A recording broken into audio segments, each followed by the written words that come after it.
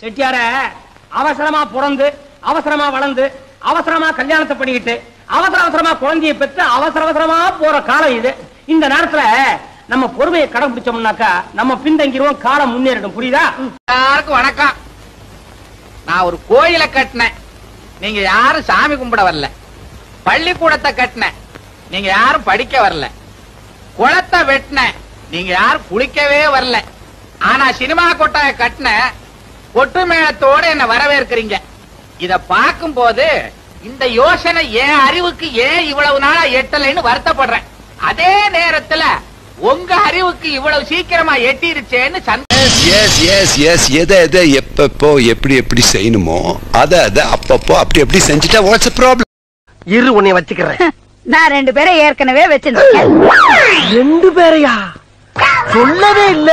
ரொம்ப முக்கியம். வாடகை கொடுக்கறதுக்கு வக்கு இல்ல. இதெல்லாம் உங்ககிட்ட சொல்லிட்டு இருக்க மாட்டோம். எதுக்கு குடிக்க ஆரம்பிச்சீங்க? குடிக்கிறதுக்கு எல்லாருக்குமே ஒரு காரணம் இருக்குங்க. இப்ப எதுக்கு அது? இப்ப நான் ஏன் குடிச்சேன்னு சொன்னா அதே காரணத்துக்காக நாமளும் குடிக்கலாமேன்னு ஒரு 4 பேர் குடிப்பான். அது தேவை.